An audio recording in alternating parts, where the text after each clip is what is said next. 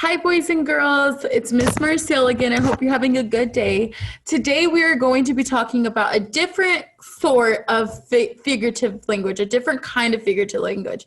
We already went over idioms, but today we're going to go over what is called alliteration.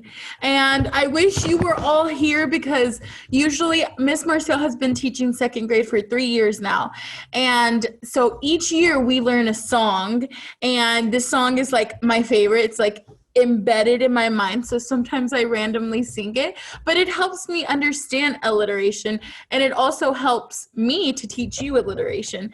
And usually during this time period I would play it in the mornings and we would sing it, but instead I have found a really awesome book, but I couldn't get it at the library. So I found a recording of it, so we're going to watch that. But first I'm going to explain a little bit what alliteration is. So alliteration is when you are actually using the beginning sound, the beginning letter, you're repeating it for each word. So let me show you an example. Let me share my screen because Miss Marcel recorded this lesson and then didn't share her screen, so she had to delete it. So here we go.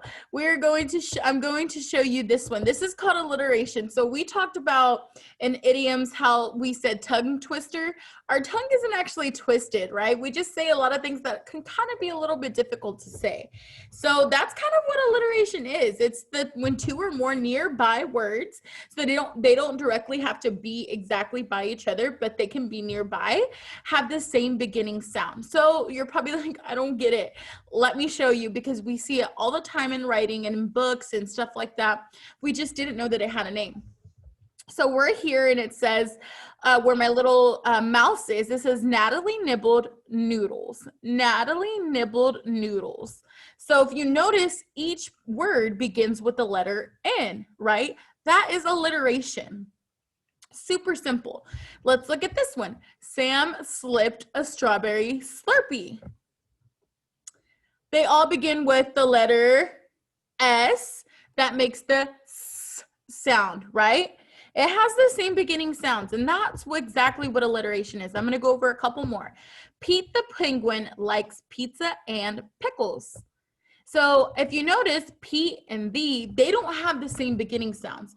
But penguin does, pizza does, and pickles, those are all nearby words. So they don't directly have to be right next to each other, but they are nearby and in the same sentence, okay? The next one is monkeys make major messes. We notice that the beginning sounds are M, right? Here's the next one. Carla went camping. So a little alliteration, and you're probably wondering, okay, like, why do people use this? Well, people use this because they want their writing to be exciting. They want it to be funny. They want it to be silly or whatever. I mean, if I'm reading a book and I see some sort of alliteration, my mind is always going to be like, ooh, like, that's kind of fun to say, right? It just feels different. So let me try one right here. Miss Marcel makes macaroni.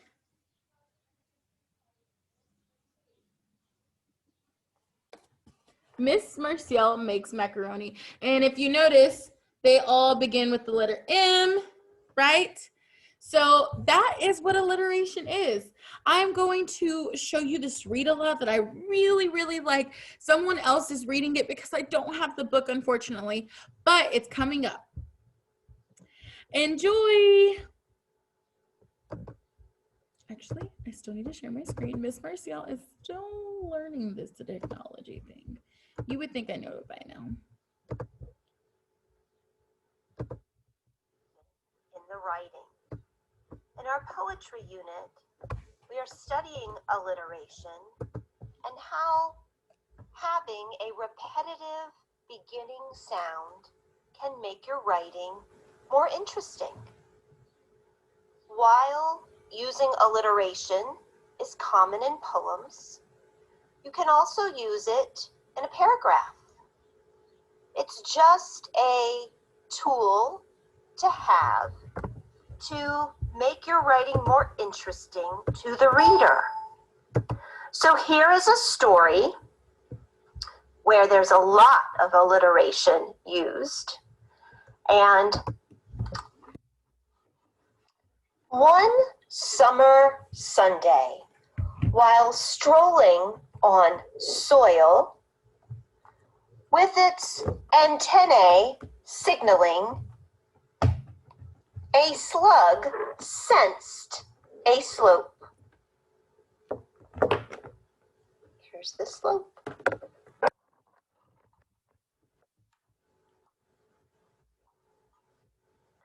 Slowly, the slug started up the steep surface, stringing behind it scribble, sparkling like silk. What do we notice about this? What do we notice about this book?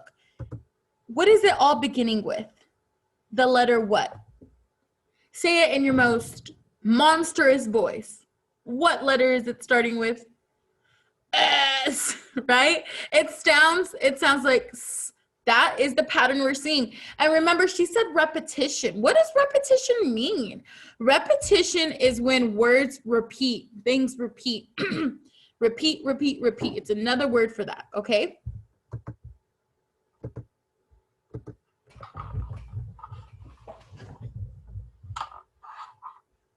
Stop! Screamed a sparrow, shattering the silence.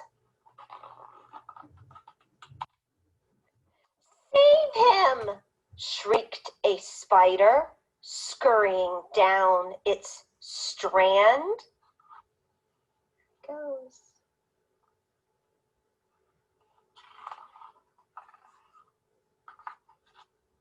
Silly, sighed a swallowtail, swooshing through the spice bush. That's the plant here, spice bush. Here he goes, right up. Saphead, snickered a skink as its sapphire tail swished. With a shrug of its shoulders, on the slug sauntered. With a swagger, it slithered up, up, up the slant.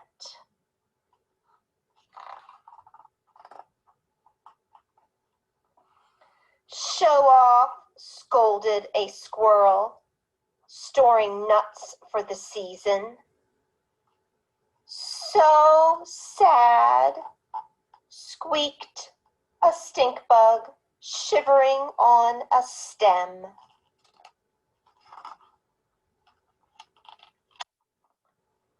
For one single second, in a sunbeam, it slumbered. Its sleek skin was soft like shantung. Here he is, taking a little nap in the warm sunshine.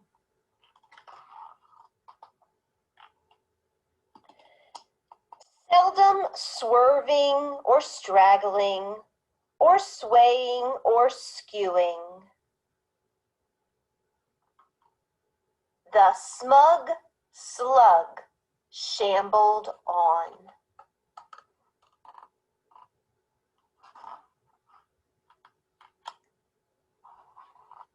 Struggling up to the summit, the slimy slug smiled a self-satisfied smile.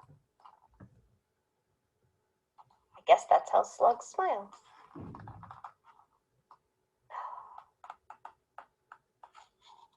In spite of sinister signs, it showed no suspicion. Uh-oh. Went over here. There he is. What's going to happen? Until something shifted and shuddered and shook. That sly, slippery slope was simply a sham. Now he's sliding down.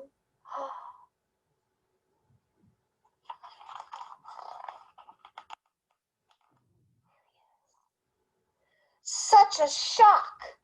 Such a shame.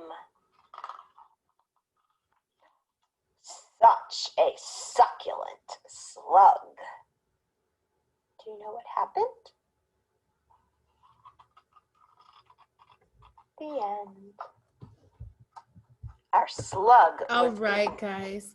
So I I hope hope you- that you enjoyed this video and enjoy the assignment that I made for you. See you later. Bye.